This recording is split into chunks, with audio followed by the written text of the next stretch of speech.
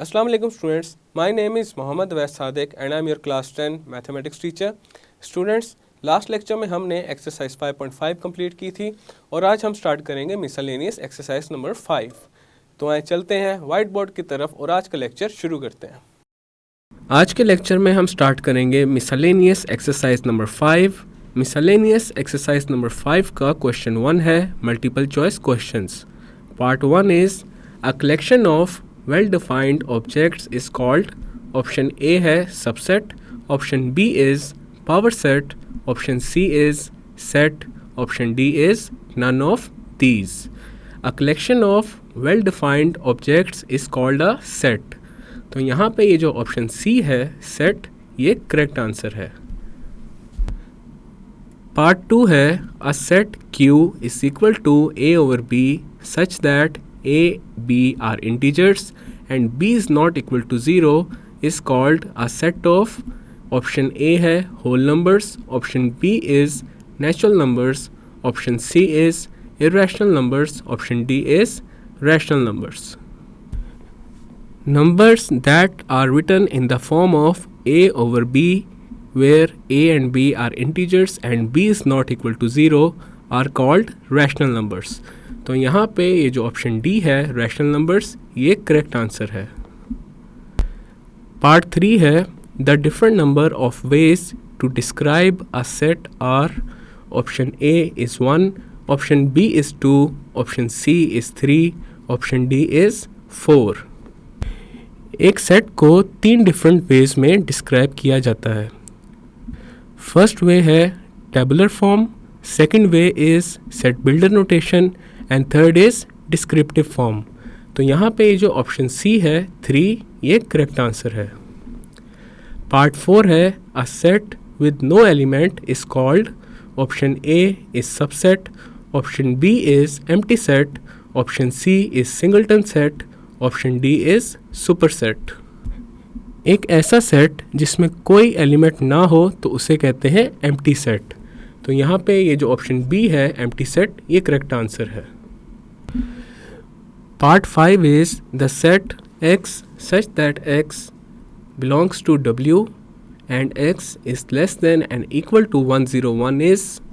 option A is infinite set, option B is subset, option C is null set, option D is finite set। यहाँ पे ये जो W है ये represent कर रहा है सेट ऑफ होल नंबर्स को, और यहाँ पे ये जो कंप्लीट एक सेट है ये एक होल नंबर्स का सेट है जो कि 0 से स्टार्ट हो रहा है और 101 से लेस एंड इक्वल है। This means this set is a finite set. तो यहाँ पे ये जो ऑप्शन डी है फाइनाइट सेट, ये करेक्ट ऑप्शन है। Part 6 is the set having only one element is called.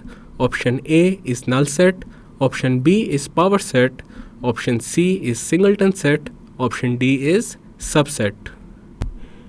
अगर एक सेट में सिर्फ एक ही एलिमेंट हो तो उस सेट को कहते हैं सिंगलटन सेट। तो यहाँ पे option C singleton set is the correct answer. Part 7 is power set of an empty set is.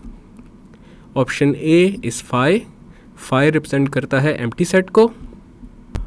Option B is a set containing an element A, option C is a set containing phi and a set that is containing A, option D is a set containing phi। Empty set का जो power set होता है वो एक ऐसा set है जिसमें एक एलिमेंट होता है और वो एलिमेंट खुद एक एम्प्टी सेट होता है। तो यहाँ पे ये जो ऑप्शन डी है अ सेट कंटेनिंग phi, ये करेक्ट आंसर है। Part 8 is the number of elements in power set 1 to 3 is। option A is 4, option B is 6, option C is 8, option D is 9। The number of elements in power set is equal to 2 raised to the power number of elements in a given set। अब यहाँ पे ये जो given set है इसमें number of elements हैं 3, तो यहाँ पे आ जाएगा 2 raised to the power 3 and this is equal to 8। तो यहाँ पे ये जो ऑप्शन सी है 8, ये करेक्ट ऑप्शन है। पार्ट 9 है if A is a subset of B, then A union B is equal to option A है set A, option B is set B, option C is phi, option D is none of these. अब यहाँ पे ये हम illustrate करेंगे with the help of an example. तो यहाँ पे हम सेट B को अज्यूम करते हैं 1 2 3 एंड सेट A को अज्यूम करते हैं 1 2. अब यहाँ पे देखा जा सकता है A is a subset of B. अब फाइंड करते हैं A union B. A union B हमारे पास इक्वल आ जाएगा 1 2 3 के, और ये इक्वल है सेट B के. तो यहाँ पे ये जो ऑप्शन B है सेट B, ये करेक्ट आंसर है. Part 10 is if A is a subset of B, then A intersection B is equal to option A is set A, option B is set B, option C is phi, option D is none of these. अब इसकी भी illustration करेंगे with the help of an example. अभी हमने ये जो example ली थी इसी को कंसीडर करते हैं. अब हम फाइंड करते हैं A intersection B and this is equal to 1 2. A intersection B equal आ रहा है सेट A के. तो यहाँ पे ये जो ऑप्शन A है सेट A, ये करेक्ट आंसर है. Part 11 is if A is a subset of B, then A minus B is equal to option A is set A, option B is set B, option C is phi, option D is B minus A. अब हम find करते हैं इसी example के लिए A minus B. A minus B के set में वो एलिमेंट्स आएंगे जो सेट A में हों लेकिन सेट B में ना हों. लेकिन अब यहाँ पे देखा जा सकता है सेट A में ऐसा कोई एलिमेंट नहीं है जो सेट B में ना हो. तो A माइनस B किसके इक्वल आ जाएगा? एक एम्प्टी सेट के इक्वल, और ये इक्वल होता है phi के. तो यहाँ पे ये जो ऑप्शन C है phi, ये करेक्ट आंसर है. Part 12 is A union B into union C is equal to option A is A intersection into B union C, option B is A union B into intersection C, option C is A union into B union C, option D is A intersection into B intersection C. A union B into union C is equal to A union into B union C. ये है हमारे पास associative property. तो यहाँ पे ये जो option C है ये करेक्ट आंसर है. Part 13 is A union into B intersection C is equal to option A is A union B intersection A union C, option B is A intersection into B intersection C, option C is A intersection B union A intersection C, option D is A union into B union C. A union into B intersection C is equal to A union B intersection A union C. ये है हमारे पास distributive property. तो यहाँ पे ये जो option A है ये करेक्ट आंसर है. पार्ट 14 है if A and P are disjoint sets, then A union B is equal to option A is set A, option B is set B, option C is phi, option D is B union A. Disjoint sets ऐसे sets को कहते हैं जिनमें कुछ भी common ना हो. अब यहाँ पे अगर हम एक एग्जाम्पल कंसिडर करें, let's say set A is equal to 1, set B is equal to 2 3. अब यहाँ पे सेट A और सेट B में कुछ भी कॉमन नहीं है. This means set A and B are disjoint sets. अब फाइंड करते हैं A union B and this is equal to 1 2 3, और B यूनियन A वो भी इक्वल होगा 1 2 3 के. तो यहाँ पे ये जो ऑप्शन D है B यूनियन A, ये हमारे पास करेक्ट आंसर है. Part 15 is if number of elements in set A is 3 and in set B is 4, then number of elements in A cross B is option A is 3, option B is 4, option C is 12, option D is 7. अगर set A के number of elements का set B के number of elements के साथ product लिया जाए then हमारे पास आ जाएगा number of elements in A cross B. 3 × 4 is 12. तो यहाँ पे option C 12 is the right answer. Part 16 है if number of elements in set A is 3 and in set B is 2 then number of binary relations in A cross B is option A is 2 cube, option B is 2 raised to the power 6, option C is 2 raised to the power 8, option D is 2 square. Number of binary relations in A cross B is equal to 2 raised to the power number of elements in set A जो कि है 3 into number of elements in set B which are 2. And this is equal to 2 raised to the power 6. तो यहाँ पे ये जो option B है 2 raised to the power 6 ये करेक्ट ऑप्शन है. Part 17 is the domain of R is equal to ordered pair 02, ordered pair 23, ordered pair 33, ordered pair 34 is option A is 034, option B is 023, option C is 024 and option D is 234. Ordered pairs के जो first elements होते हैं उनका set कहलाता है domain. तो यहाँ पे हमारे पास डोमेन आ रही है 0 2 3. So option B 0 2 3 is the correct answer. Part 18 is the range of R ordered pairs 1 3 2 2 3 1 4 4 is option A is 1 to 4, option B is 3 to 4, option C is 1 2 3 4, option D is 1 3 4. Ordered pairs के जो second elements हैं उनका set equal होता है range के, और यहाँ पे रेंज हमारे पास इक्वल है 1 2 3 4 के. तो यहाँ पे ये जो ऑप्शन सी है ये करेक्ट आंसर है. Part 19 is point -14 lies in the quadrant. Option A is 1, option B is 2, option C is 3, option D is 4. अब ये वाला जो पॉइंट है इसमें देखा जा सकता है जो एक्स कोऑर्डिनेट है वो 0 से लेस है and Y coordinate is greater than 0.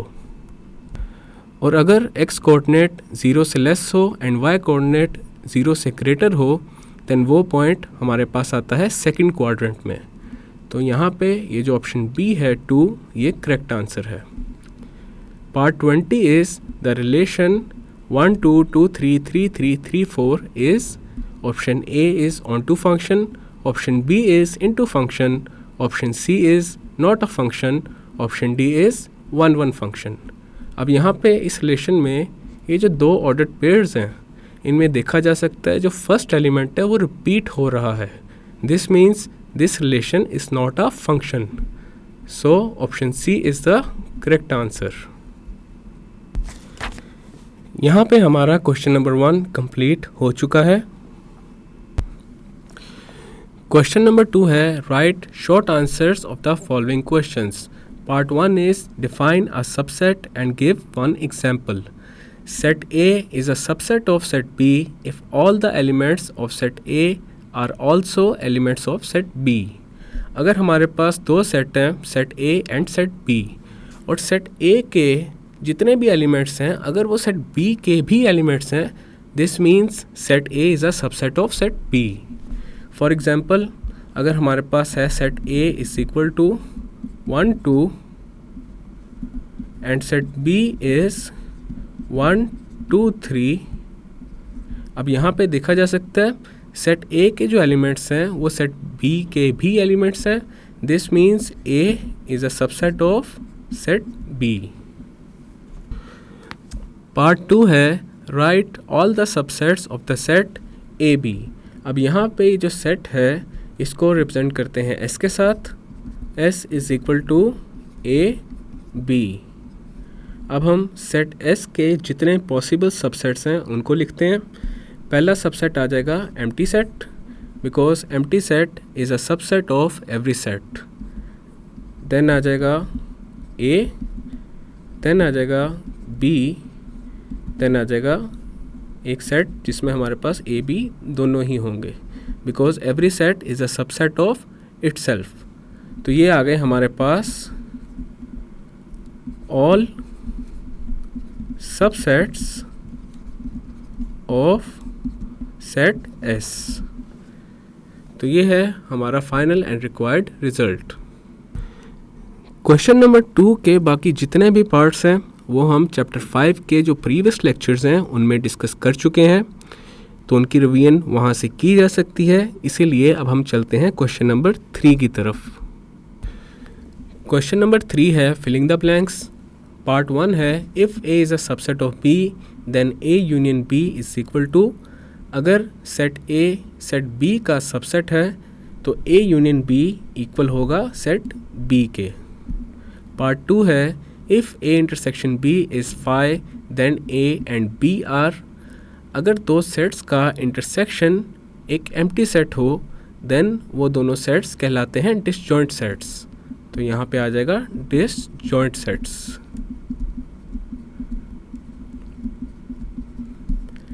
Part 3 is if A is a subset of B and B is a subset of A, then अगर सेट A सेट B का सबसेट है और set B set A का subset है, this means set A is equal to set B। तो यहाँ पे आ जाएगा A is equal to B। Part 4 है A intersection into B union C is equal to A intersection B union A intersection C। ये है हमारे पास distributive property of intersection over union. Part 5 है A union into B intersection C is equal to A union B intersection A union C, और ये है distributive property of union over intersection. Part 6 है the complement of U is. अगर हम U का complement लें तो इसका मतलब है वो इक्वल होगा U माइनस U के, and that is equal to an empty set, और एम्प्टी सेट को रिप्रेजेंट करते हैं फाई के साथ। Part 7 is the complement of phi is. Phi का कॉम्प्लीमेंट इक्वल होगा U माइनस फाई के, और वो अगेन इक्वल आ जाएगा U के। तो यहाँ पे आ जाएगा U, और U यहाँ पे रिप्रेजेंट करता है यूनिवर्सल सेट को। Part 8 is A intersection A complement is equal to. A complement के सेट में ऐसे एलिमेंट्स होंगे जो सेट A में नहीं होंगे, तो A का जब A कॉम्प्लीमेंट के साथ इंटरसेक्शन लेंगे तो वो हमारे पास आ जाएगा फाई के इक्वल। तो यहाँ पे फाई आ जाएगा। पार्ट 9 है A union A complement is equal to. तो यहाँ पे आ जाएगा U, और U रिप्रेजेंट करता है यूनिवर्सल सेट को। Part 10 is the set X such that X belongs to A and X is not a member of B, this is equal to. अगर हमारे पास एक ऐसा सेट है जिसमें जो एलिमेंट्स हैं वो सेट A से बिलोंग करते हों लेकिन सेट B से बिलोंग ना करते हों, तो वो सेट होता है A minus B। Part 11 is the point -5 -7 lies in dash quadrant. अब यहाँ पे ये जो पॉइंट है -5 -7, इसमें देखा जा सकता है x and y both are less than 0, तो ये आ जाएगा हमारे पास थर्ड क्वाड्रेंट में, तो यहाँ पे आ जाएगा 3।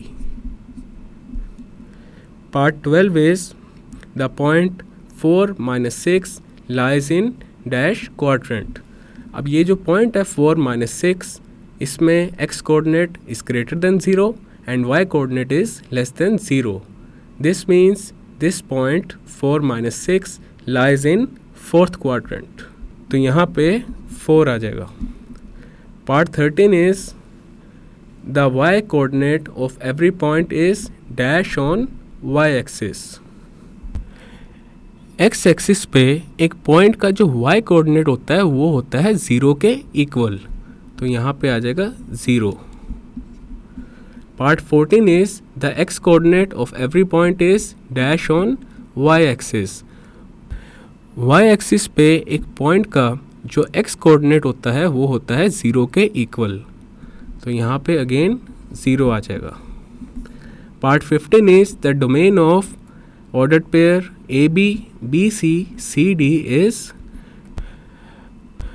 ऑर्डर्ड पेयर्स के फर्स्ट एलिमेंट्स का जो सेट होता है वो होता है डोमेन के इक्वल। तो यहाँ पे हमारे पास डोमेन आ जाएगी A, B, C। Part 16 is the range of ordered pair AA, BB, CC is ordered pairs के सेकंड एलिमेंट्स का जो सेट होता है वो होता है रेंज के इक्वल। तो यहाँ पे रेंज का सेट आ जाएगा A, B, C। Part 17 is Venn diagram was first used by, तो यहाँ पे आ जाएगा John when, because John when वो पहला शख्स था जिसने वेन डायग्राम को इंट्रोड्यूस करवाया था। पार्ट 18 है अ subset of A cross A is called the dash in A cross A का जो सबसेट होगा उसको कहेंगे बाइनरी रिलेशन। तो यहाँ पे आ जाएगा बाइनरी रिलेशन।